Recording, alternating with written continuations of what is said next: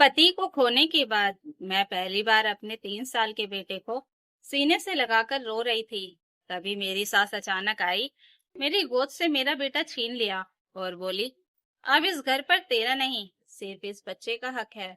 तू अभी इसी वक्त निकल जा। मैं बिना कुछ बोले घर से बाहर आ गई।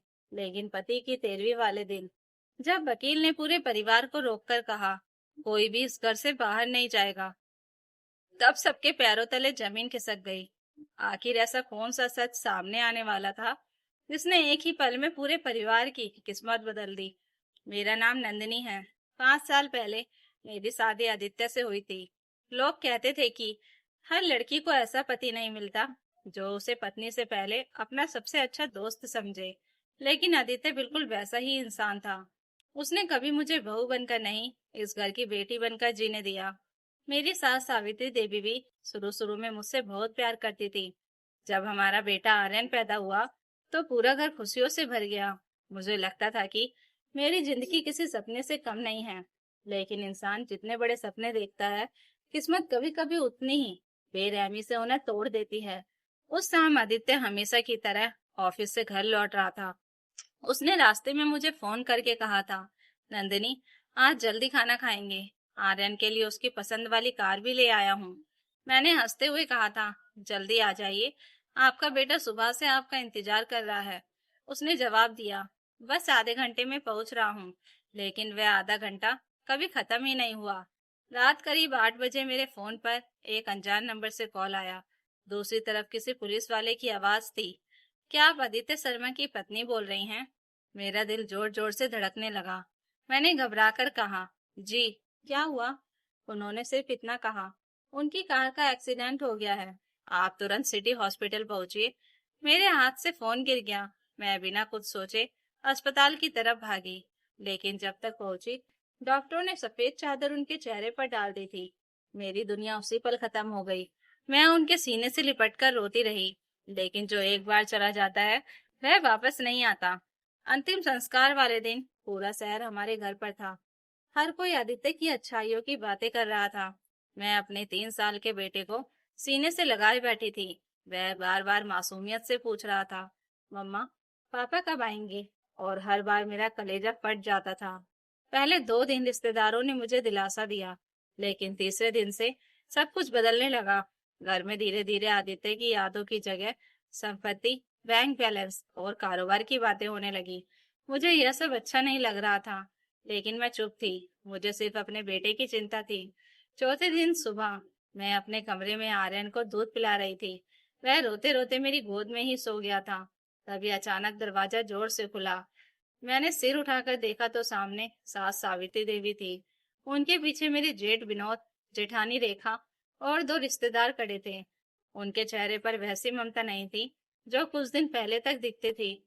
बिना कुछ कहे सास मेरे पास आई और उन्होंने मेरी गोद से आर्यन को खींच लिया। वह घबराकर जोर जोर से रोने लगा और मेरे दुपट्टे को पकड़ने लगा। मैंने डरकर कहा, माँ जी, क्या कर रही हैं? बच्चा डर जाएगा। लेकिन उन्होंने मेरी एक नहीं सुनी। उन्होंने आर्यन को अपनी बाहों में कसते हुए ठंडी आवाज में कहा, आज से यह बच्चा यहीं रहेगा। यह हमारे बेटे की आखिरी निशानी है। मेरा दिल बैठ गया। मैंने रोते हुए कहा, माँ जी, वह सिर्फ आदित्य की निशानी नहीं, मेरा बेटा भी है। उसे मुझे दे दीजिए। तभी विनोद आगे बढ़ा और बोला, भाभी, अब जिद मत करो। माँ ने जो फैसला किया है वही होगा। मुझे यकीन ही नहीं हो रहा था कि जिस घर के लिए मैंने 5 साल दिए, आज उसी घर में मेरी कोई आवाज नहीं बची थी। तभी सास ने अलमारी खोली, मेरा छोटा बैग निकाला और मेरे पैरों के पास फेंकते हुए कहा, अपने कपड़े रख और निकल जा। आदित्य के बाद इस घर से तेरा रिश्ता खत्म हो गया। यह सुनकर मेरे पैरों तले जमीन खिसक गई। मैंने कांपती हुई आवाज में कहा, माँ जी, ऐसा मत कहिए। मेरे पति चले गए, इसका मतलब यह नहीं कि मैं इस घर से पराई हो गई। मेरा सब कुछ तो यही है, मेरा बच्चा भी। लेकिन मेरी बात पूरी होने से पहले ही रेखा ने ताना मारते हुए कहा, अब नाटक करने से कुछ नहीं होगा। जवान हो, पूरी जिंदगी पड़ी है, कल को दूसरी शादी कर लोगी, लेकिन हमारा पोता कहीं नहीं जाएगा। उसके शब्द मेरे दिल में किसी तेज चाकू की तरह उतर गए। मैंने रोते हुए फिर आर्यन को अपनी तरफ बुलाया। वह दोनों हाथ फैलाकर लगातार मम्मा मम्मा चिल्ला रहा था। लेकिन सास ने उसे और कसकर पकड़ लिया। उस पल मुझे पहली बार एहसास हुआ कि किसी माँ से उसका बच्चा छीन लेने से बड़ा दर्द शायद इस दुनिया में कोई नहीं होता। मैंने जेठ विनोद की तरफ देखा। मुझे उम्मीद थी कि कम से कम वह इंसानियत के नाते कुछ तो बोलेगा, लेकिन उसने नजरें फेर ली। ससुर जी भी वहीं बैठे थे। उनकी आंखों में आंसू थे, मगर उन्होंने भी एक शब्द नहीं कहा। शायद उन्होंने बोलना चाहा होगा, लेकिन सावित्री देवी के फैसले के सामने उनकी आवाज दब गई थी। मैं धीरे धीरे सास के पैरों में बैठ गई और रोते हुए बोली, माँ जी, भगवान के लिए मुझे मेरा बेटा मत छीनिए। अगर आपको लगता है कि मैं इस घर में नहीं रहूं तो मैं चली जाऊंगी, लेकिन मेरा बच्चा मुझे दे दीजिए। उसके बिना मैं जिंदा नहीं रह पाऊंगी। सावित्री देवी का चेहरा बिल्कुल नहीं बदला। उन्होंने ठंडी आवाज में कहा, तुझे इस बच्चे की नहीं, इस घर की दौलत की चिंता है। हमें सब समझ आता है। आज चली जा, वरना हमें मजबूर होकर पुलिस बुलानी पड़ेगी। यह सुनकर मेरे आंसू एक पल को रुक गए। जिस घर के लिए मैंने अपनी नौकरी छोड़ी, अपने सपने छोड़े, अपने माँ बाप से दूर रही, उस घर में आज मुझ पर लालच का आरोप लगाया जा रहा था। मैंने पूरे कमरे में खड़े रिश्तेदारों की तरफ देखा। कुछ लोग चुपचाप तमाशा देख रहे थे, कुछ धीरे धीरे आपस में बातें कर रहे थे, लेकिन किसी ने यह नहीं कहा कि एक माँ से उसका बच्चा छीनना गलत है। शायद रिश्ते भी तकरार लोगों के साथ खड़े हो जाते हैं। मैंने अपने आंसू पोंछे और धीरे धीरे उठ खड़ी हुई। मैं चाहती तो उसी समय पुलिस को फोन कर सकती थी। कानून भी मेरे साथ था, लेकिन पति की मौत के कुछ ही दिन बाद मैं अपने बेटे को पुलिस और झगड़ों के बीच नहीं देखना चाहती थी। मैंने आखिरी बार आर्यन को गले लगाने की इजाजत मांगी। कुछ पल की चुप्पी के बाद सास ने उसे मेरी तरफ बढ़ाया। मैंने उसे कसकर सीने से लगा लिया। वह मेरे गले से लिपट गया और रोते हुए बोला, मम्मा, मुझे छोड़कर मत जाओ। उस मासूम आवाज ने मेरी आत्मा तक हिला दी। मैंने उसके माथे को चूमा और फिर धीरे से कहा, मैं तुझे लेने जरूर आऊंगी बेटा, यह मम्मा का वादा है। इतना कहकर मैंने उसे वापस सास की गोद में दे दिया। उस पल ऐसा लग रहा था जैसे कोई मेरे शरीर से मेरी सांसें अलग कर रहा हो। मैं अपना छोटा सा बैग उठाकर घर से बाहर निकल आई। पीछे से दरवाजा बंद होने की आवाज आई और मुझे लगा जैसे मेरी जिंदगी का सबसे बड़ा अध्याय उसी आवाज के साथ खत्म हो गया हो। मैं सड़क पर अकेली खड़ी थी। ना पति था, ना बेटा, ना कोई अपना। मेरे पास सिर्फ कुछ कपड़े थे और यादों का बोझ। मैं अपने मायके जा सकती थी, लेकिन मैंने वहां भी फोन नहीं किया। मैं नहीं चाहती थी कि मेरे बूढ़े माँ बाप मेरी हालत देखकर टूट जाए। मैं सीधे अपनी कॉलेज की दोस्त पूजा के घर पहुंची। उसने दरवाजा खोला तो मेरी हालत देखकर बिना कुछ पूछे मुझे गले लगा लिया। पूरी रात मैं सो नहीं पाई। हर पल आर्यन की रोती हुई आवाज मेरे कानों में गूंजती रही। अगले 5 दिन मैंने कई बार ससुराल फोन किया, लेकिन हर बार मेरा नंबर काट दिया गया। एक बार किसी ने फोन उठाया भी तो सिर्फ इतना कहा, अब दोबारा इस नंबर पर कॉल मत करना। मैं पूरी तरह टूट चुकी थी, लेकिन हार मानने वालों में से नहीं थी। छठे दिन मैंने एक अनुभवी वकील से मिलने का फैसला किया। मैंने उन्हें शुरू से आखिर तक सब कुछ बता दिया। उन्होंने मेरी बात बहुत ध्यान से सुनी, फिर कुछ देर चुप रहे। अचानक उन्होंने पूछा, क्या आपके पति ने अपनी मौत से पहले किसी खास दस्तावेज, वीडियो या किसी ऐसी व्यवस्था का कभी जिक्र किया था? पहले तो मैंने नहीं कहना चाहा, लेकिन तभी मुझे आदित्य की मुस्कुराती हुई शक्ल याद आई। मौत से कुछ दिन पहले उन्होंने मेरा हाथ पकड़कर कहा था, नंदिनी, अगर कभी मैं तुम्हारे साथ ना रहूं तो घबराना मत। मैंने सच को सुरक्षित रखने का इंतजाम कर दिया है। सही समय आने पर सब कुछ खुद सामने आ जाएगा। उस समय मैंने उनकी बात को मजाक समझकर हंस दिया था, लेकिन आज वही शब्द मेरे दिल में हथौड़े की तरह गूंज रहे थे। मैंने कांपती आवाज में वकील से कहा, जी, उन्होंने ऐसा कहा था। वकील ने तुरंत अपनी डायरी बंद की, मेरी आंखों में देखा और धीमे लेकिन विश्वास से भरे स्वर में कहा, तो तैयार हो जाइए। 13वीं वाले दिन आपको उसी घर वापस जाना होगा, क्योंकि उस दिन सिर्फ एक रस्म नहीं होगी। उस दिन किसी की सच्चाई और किसी का लालच दोनों पूरी दुनिया के सामने बेनकाब होंगे। वकील की बात सुनकर मेरा दिल तेजी से धड़कने लगा। मैंने घबराकर पूछा, लेकिन मैं उस घर में वापस कैसे जाऊंगी? उन्होंने तो मुझे और मेरे बेटे को अलग कर दिया है। अगर उन्होंने मुझे फिर से बेइज्जत करके निकाल दिया तो? वकील हल्का सा मुस्कुराए और बोले, नंदिनी जी, कभी कभी इंसान अदालत में नहीं, सही समय पर सामने आए सच से मिलता है। आपको बस 13वीं वाले दिन समय पर वहां पहुंचना है। बाकी की जिम्मेदारी मेरी है। मैं उनके ऑफिस के बाहर निकली तो कई दिनों बाद मेरे मन में उम्मीद की एक छोटी सी किरण जगी। लेकिन अगले 7 दिन मेरे लिए 7 साल से कम नहीं थे। हर सुबह उठते ही मुझे अपने बेटे की याद आती। ना जाने उसने कुछ खाना खाया होगा या नहीं। वह रात को किसे मम्मा कहकर ढूंढता होगा। कहीं उसे यह तो नहीं लगने लगा होगा कि उसकी माँ उसे छोड़कर चली गई। यही सोचकर मेरी आंखें भर आती। मैं कई बार ससुराल के बाहर तक गई, सिर्फ एक बार दूर से अपने बेटे को देखने के लिए। लेकिन हर बार बंद दरवाजा और ऊंची दीवारें मुझे वापस लौटा देती। आखिरकार 13वीं का दिन आ गया। मैंने भगवान के सामने हाथ जोड़कर सिर्फ एक प्रार्थना की। हे भगवान, अगर मैंने कभी किसी का बुरा नहीं किया तो आज मुझे मेरा बेटा वापस दिला देना। कांपते कदमों से मैं अपने ससुराल पहुंची। जैसे ही मैंने दरवाजे के अंदर कदम रखा, पूरे घर में सन्नाटा छा गया। कुछ रिश्तेदार मुझे देखकर आपस में फुसफुसाने लगे। तभी सावित्री देवी ने मुझे देखा और गुस्से से बोली, तू यहाँ किस हक से आई है? किसने बुलाया तुझे? मैंने शांत स्वर में कहा, मुझे बुलाया गया है। तेरा यहाँ अब कोई हक नहीं है। उन्होंने ताना मारते हुए कहा, निकल जा, वरना सबके सामने धक्के देकर निकलवा दूंगी। इतने में घर के बाहर एक काली कार आकर रुकी। उससे वही वकील उतरे जिनसे मैं मिली थी। उनके हाथ में एक चमड़े की फाइल थी और पीछे उनका एक सहायक एक सीलबंद बॉक्स लेकर चल रहा था। पूरे घर की नजरें उनकी तरफ घूम गई।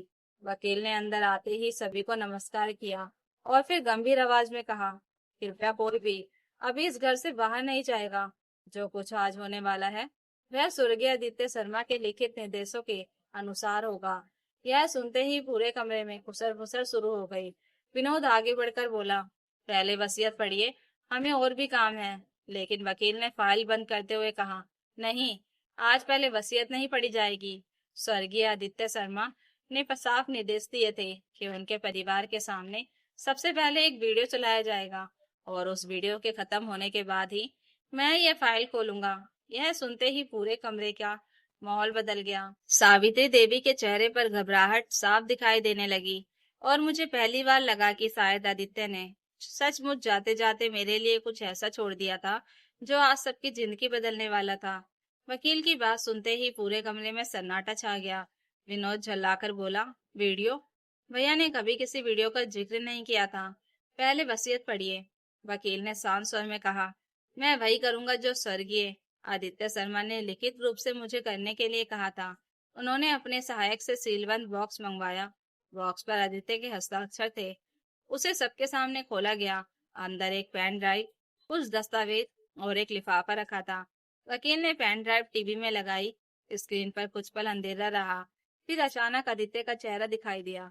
उन्हें देखते ही मेरी आंखों से आंसू बह निकले। पूरे घर में किसी की हिम्मत नहीं हुई कि एक शब्द भी बोल सके। आदित्य मुस्कुराने की कोशिश करते हुए बोले, अगर तुम लोग यह वीडियो देख रहे हो तो इसका मतलब मैं इस दुनिया में नहीं हूँ। सबसे पहले नंदिनी, मुझे माफ कर देना कि मैं तुम्हारा साथ ज्यादा समय तक नहीं दे सका, लेकिन मैं तुम्हें अकेला छोड़कर भी नहीं गया हूँ। मेरी रुलाई फूट पड़ी। आदित्य आगे बोले, माँ, भैया, अगर मेरी मौत के बाद आपने नंदिनी और मेरे बेटे का सम्मान किया होगा तो मुझे आप सब पर गर्व होगा। लेकिन अगर आपने उसके साथ अन्याय किया होगा तो यह वीडियो आपके लिए है। यह सुनते ही सावित्री देवी का चेहरा पीला पड़ गया। आदित्य ने आगे कहा, पिछले कुछ महीनों से मुझे महसूस हो रहा था कि मेरे जाने के बाद नंदिनी अकेली पड़ सकती है। इसलिए मैंने कुछ कानूनी इंतजाम पहले ही कर दिए हैं। कमरे में बैठे सभी लोग ध्यान से स्क्रीन देखने लगे। आदित्य बोले, इस घर, फैक्ट्री और मेरी सभी चल अचल संपत्तियों का मालिक कोई एक व्यक्ति नहीं होगा। मैंने एक फैमिली ट्रस्ट बनवाया है। जब तक मेरा बेटा बालिग नहीं हो जाता, उसकी पूरी संरक्षक और ट्रस्टी सिर्फ मेरी पत्नी नंदिनी होगी। उसके बिना इस घर, बैंक खातों, कारोबार या किसी भी संपत्ति से जुड़ा एक भी फैसला कानूनी रूप से वैध नहीं होगा। यह सुनते ही विनोद घबरा गया। उसने तुरंत कहा, यह झूठ है, ऐसा नहीं हो सकता। वकील ने तुरंत दस्तावेज खोलकर कहा, यह ट्रस्ट 6 महीने पहले रजिस्टर्ड हुआ था। इसकी ग्रामीण प्रतियां कोर्ट और रजिस्टर कार्यालय दोनों में जमा है। विनोद के चेहरे का रंग उड़ गया। तभी आदित्य की आवाज फिर सुनाई दी, अगर किसी ने मेरी पत्नी को घर से निकालने की कोशिश की या मेरे बेटे को उसकी माँ से अलग किया तो वकील साहब, आप तुरंत ट्रस्ट की धारा 11 लागू कीजिए। यह सुनते ही पूरे घर में खुसर फुसर शुरू हो गई। मैंने पहली बार सावित्री देवी की आंखों में डर देखा। वकील ने अगला दस्तावेज उठाया और गंभीर स्वर में कहा, धारा 11 के अनुसार यदि नंदिनी जी के साथ जबरदस्ती, संपत्ति के लिए उत्पीड़न या बच्चे को उसकी मां से अलग करने की कोशिश की जाती है, तो ट्रस्ट तत्काल प्रभाव से इस परिवार के बाकी सदस्यों का संपत्ति और कारोबार पर नियंत्रण समाप्त कर देता है और ट्रस्ट की पूरी जिम्मेदारी नंदिनी जी को सौंप देता है। इतना सुनते ही विनोद के हाथ से पानी का गिलास गिर पड़ा। सावित्री देवी घबराकर बोली, नहीं, ऐसा मत कहिए। हमने तो सिर्फ गुस्से में। वकील ने उनकी बात बीच में ही रोक दी। गुस्सा कानून नहीं देखता, लेकिन कानून आपके फैसले जरूर देखता है। आपने एक माँ को उसके 3 साल के बेटे से अलग किया, उसे घर से निकाल दिया और उसके वैधानिक अधिकार छीनने की कोशिश की। यह सब इस ट्रस्ट की शर्तों का सीधा उल्लंघन है। पूरे कमरे में बैठे रिश्तेदार एक दूसरे का चेहरा देखने लगे। कुछ देर पहले जो लोग मुझे लालची और स्वार्थी कह रहे थे, वही अब सिर झुकाए बैठे थे। वकील ने अगला दस्तावेज खोलते हुए कहा, एक और बात, आदित्य जी ने अपने बेटे आर्यन की कानूनी अभिभावक केवल नंदिनी जी को नियुक्त किया है। किसी भी परिस्थिति में बच्चे को उसकी मां से अलग नहीं किया जा सकता। यह सुनते ही मेरा दिल जोर से धड़कने लगा। सावित्री देवी की गोद में बैठा आर्यन मुझे देखते ही दोनों हाथ फैलाकर रोते हुए बोला, मम्मा, मम्मा। मेरी आंखों से आंसू बह निकले। वकील ने शांत स्वर में कहा, कृपया बच्चे को उसकी माँ के पास दीजिए। इस बार सावित्री देवी के पास मना करने का कोई अधिकार नहीं था। कांपते हाथों से उन्होंने आर्यन को मेरी गोद में दे दिया। जैसे ही वह मेरे सीने से लिपटा, मुझे लगा जैसे मेरी बिखरी हुई जिंदगी फिर से लौट आई हो। वह लगातार रोते हुए कह रहा था, मम्मा, अब मुझे छोड़कर मत जाना। मैंने उसे कसकर सीने से लगा लिया और सिर्फ इतना कहा, अब कभी नहीं बेटा, अब कोई हमें अलग नहीं करेगा। यह दृश्य देखकर पूरे घर की आंखें नम हो गई। तभी टीवी पर आदित्य का वीडियो फिर चल पड़ा। वह मुस्कुराकर बोले, माँ, अगर आपने यह वीडियो यहाँ तक देखा है तो शायद कुछ ऐसा हुआ है जिसका मुझे डर था। मैं जानता हूँ आप बुरी नहीं हैं, लेकिन कभी कभी दुख इंसान से बहुत बड़ी गलतियां करवा देता है। इसलिए मैं आपसे सिर्फ एक बात कहना चाहता हूँ, अगर नंदिनी ने कोई गलती की हो तो उसे बेटी समझकर माफ कर देना, लेकिन अगर गलती आपकी हो तो उससे माफी मांगने में कभी शर्म मत करना। यह सुनते ही सावित्री देवी फूट फूट कर रो पड़ी। वे धीरे धीरे मेरे पास आई और सबके सामने हाथ जोड़कर बोली, बहू, नहीं बेटी, मुझे माफ कर दे। मैंने अपने बेटे को खोने के दर्द में तुझे ही अपना दुश्मन समझ लिया। जिस माँ से उसका बच्चा छीन लिया जाए, उससे बड़ा पाप कोई नहीं होता। मैं भी रो रही थी। मैंने उनके जुड़े हुए हाथ पकड़कर नीचे कर दिए और कहा, माँ जी, आदित्य जी हमेशा कहते थे कि परिवार टूटना नहीं चाहिए। अगर आज भी हम एक दूसरे को माफ नहीं करेंगे तो उनकी आत्मा को कभी शांति नहीं मिलेगी। यह सुनकर ससुर जी की आंखों में भी आंसू निकल पड़े। उन्होंने पहली बार मेरे सिर पर हाथ रखकर कहा, आज से यह घर पहले से भी ज्यादा तुम्हारा है।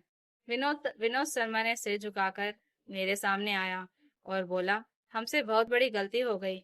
मैंने कोई जवाब नहीं दिया। कुछ गलतियों का जवाब शब्दों से नहीं, समय से मिलता है। वकील ने सभी दस्तावेज मुझे सौंपते हुए कहा, आदित्य जी ने जाते जाते सिर्फ संपत्ति नहीं छोड़ी, उन्होंने अपने परिवार को टूटने से बचाने की आखिरी कोशिश भी की थी। उम्मीद है अब उनके भरोसे का सम्मान होगा। कमरे में गहरा सन्नाटा था। दीवार पर टंगी आदित्य की तस्वीर की तरफ मेरी नजर गई। ऐसा लगा जैसे वह मुस्कुरा रहे हों। मैंने अपने बेटे को सीने से लगाया और मन ही मन कहा, आज तुम नहीं हो, लेकिन तुम्हारा भरोसा जीत गया। उस दिन मुझे समझ आ गया कि इंसान की असली विरासत करोड़ों की संपत्ति नहीं होती, बल्कि वह विश्वास होता है जिसे वह अपने जाने के बाद भी अपने अपनों के दिलों में जोड़ छोड़ सक जाता है। तो दोस्तों, अगर आपको यह कहानी अच्छी लगी हो तो कमेंट करके जरूर बताइएगा और नई कहानियों के लिए चैनल को सब्सक्राइब जरूर कर लीजिएगा। Thank you for watching.